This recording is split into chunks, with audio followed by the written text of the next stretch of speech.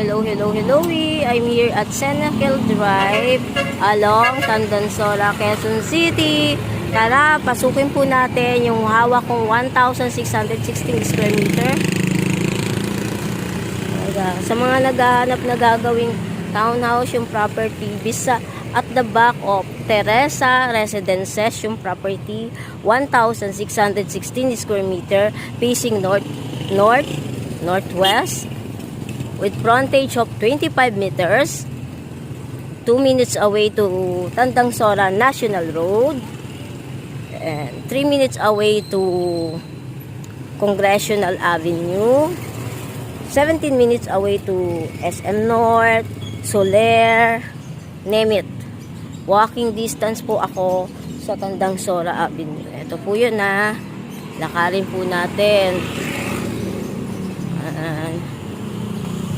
Maganda yung location. Homeowners po sila. Compound. Maliit lang po yung area. Lalakad lang po tayo. Pagbaba po natin ng Senecal Drive ng Sea Oil, papasok po tayo dito. And then sa kanan, liliko po sa kanan. And then, yung natitirang right of way, yun po yun. Dika, pasukin natin. At the back of, Teresa Residences, Senecal Drive, Quezon City. Vacant lot po siya. Frontage niya is 25 meters facing north. Binaha po siya during Undoy, pero yung mga previous bagyo, hindi na po. Kung magkaroon man po tubig ulan. Kasi nandiyan po sa likod yung Teresa Residences na high-end. Ang ganda po. Lega. Ang ganda na location. Ayun po yung Tandansora. Ito po yung mga lega. Pasok po tayo. Dito, kakanan.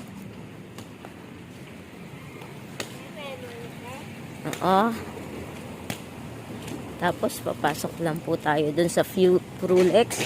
Kasi, Prudent Homes po ito. Prudent Lane na tinatawag. Clean title po ito. Below fair market value yung presyo. Kung i-develop nyo po itong townhouse or business land banking, pwede to. Ang downside land nga po ito, itong right of way dito. Nagbigay po ito mga katabing to.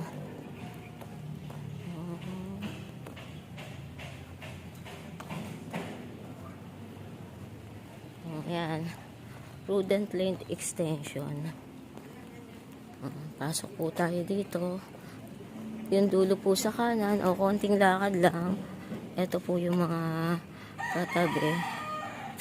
Pwede po dito yung, pero hindi po pwede dito yung malalaking sasakyan kasi maliit lang yung pang residential area lang po ito. Below fair market value na po ito. Kasi malapit na sa Tandansora Tsaka para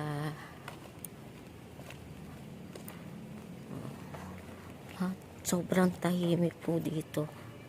Grabe, sobrang tahimik. 25 meters ang frontage.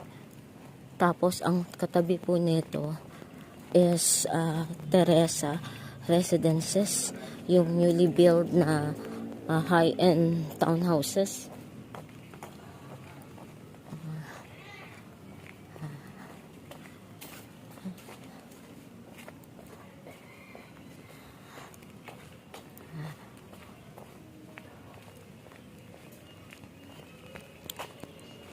Sobrang tahimik.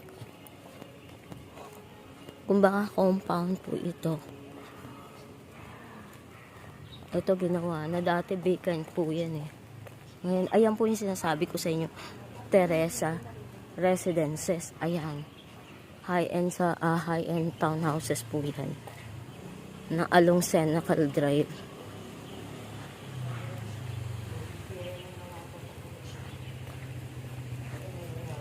Walang direct po kami ng kasama ko sa buyer, sa seller.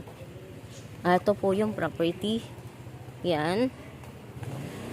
Pinaasan talaga yung pader na yun. yung katabi. Ayan po yung property.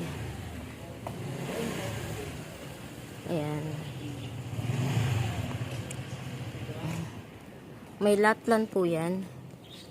Oh, ayan po yung Teresa Residences. Yung sa kabila, along Senecal Drive po yun eh. Ayan. From there, haba ano, sa kaliwang side facing north. Ayan.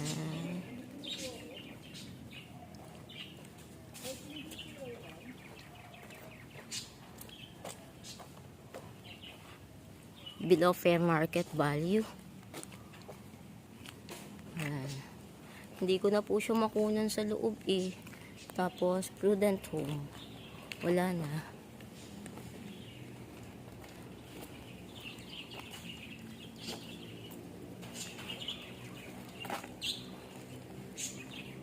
Ayan.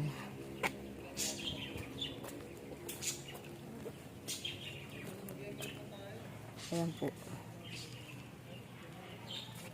Ayan yung frontage. Ayan.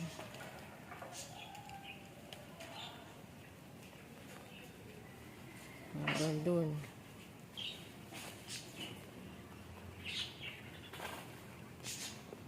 Nakakatakot siyang akyatin. Kasi masukal. Mahaba ang ano na ito, yung pinakalalim. Pero maganda na rin ang frontage sa 1,616 ang lot area. 25 meters. Okay na rin ang frontage na ito. Kasi makakakilos na eh. Makakakilos na kung sino man na makakabili. Pag i-develop to, pwede tong apartment, tayuan nyo ng apartment, paupahan nyo. Kasi ang mga ang mamahal na po ng paupahan dito sa Quezon City, 15,000 per unit ng apartment. Oh my gulay, bawing-bawi po kayo dito.